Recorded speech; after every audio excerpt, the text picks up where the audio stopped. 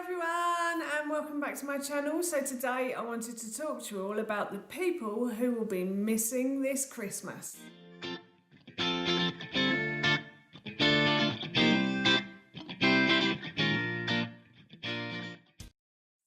I wanted to talk to you all about my dad and my brother who will be missing this Christmas. So this is my dad and this is my big brother.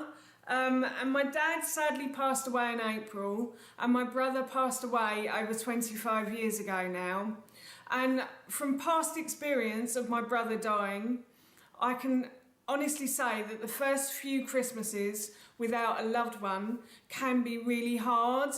My dad and my brother would make Christmas for me. My mum, God bless her, don't get me wrong, she likes Christmas. She likes seeing friends and family, she likes going to church, she likes celebrating the birth of baby Jesus, but she doesn't like the commercialism of it. She doesn't like having to run out and buy people lots of presents and things. And in my old age of 38 years, I can kind of understand her point of view now. However, my dad loved Christmas. He used to love going out and buying my brother and I presents.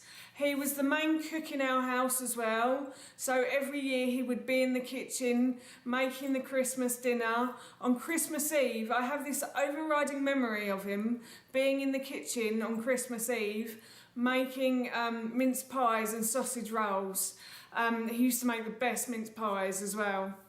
Yeah, so I always remember that about him, and I have that fond memory of him being in the kitchen at Christmas. When he was in the kitchen, he was just in his own space, in his own world. So I love that memory of him. And my brother would make my Christmas because every year he would come into my bedroom after Father Christmas had been, and we'd leave old pillowcases hanging on our door handles, and Father Christmas, I know, my dad would fill the pillowcases up and we would all run next door to my brother's bedroom. He'd go, "Come on sis, let's go next door." And we would open up our presents together. Now my husband always finds this strange, that my parents never used to get up and we never used to open our presents together. But I think it's simply because my parents realised that they could actually get a lie in on Christmas morning. If my brother and I were happily playing with our new toys, they wouldn't get disturbed. So that's why they used to do it. So yeah, my brother would come into my bedroom, he would wake me up, we would go next door, we would open up all our presents. And for the whole of Christmas, he would just be the best big brother. The rest of the year, he was probably a bit of a pain in the bum, but at Christmas, he was just brilliant. And that is my overriding memory of him, is on Christmas morning, just coming into my bedroom and telling me Father Christmas had been.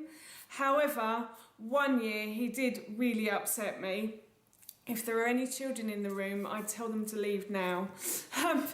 Because he upset me simply because I'd waited up all night to see Father Christmas, right? He'd kept telling me that Father Christmas had been to see it, like he'd seen him every year. He'd go, sis, I saw Father Christmas last night.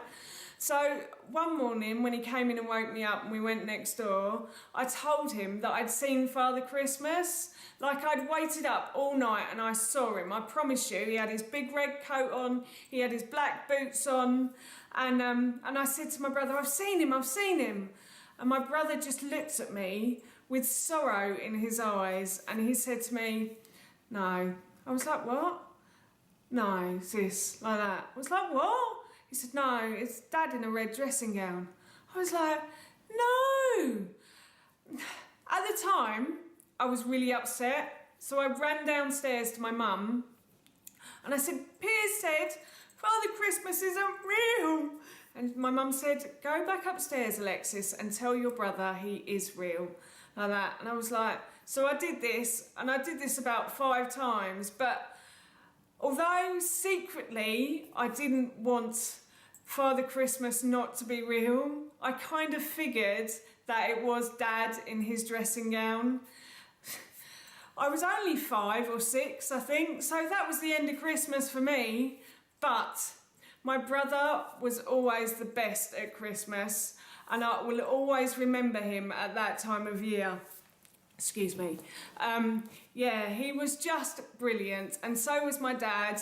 They used to make Christmas for me, so I feel really blessed to have those memories of my dad and my brother, and I feel really lucky to have a little family of my own now.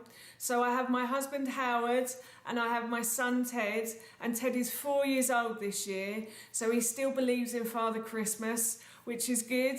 And I can't wait to watch him open all of his presents on Christmas morning. My husband has gone a bit mad this year and bought him a whole new train set, so that's going to be so much fun to watch them two play with that. And I'm looking forward to making new memories with them as well.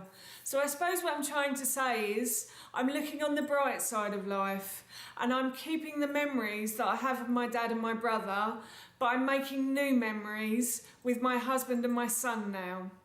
So that's it from me. Thank you so much for watching. Please feel free to give me a big thumbs up if you enjoyed this video, and please feel free to leave any comments below. Have you got loved ones who've passed, and what do you do to try to remember them at this time of year? And please don't forget to hit that subscribe button. See you all soon. Bye.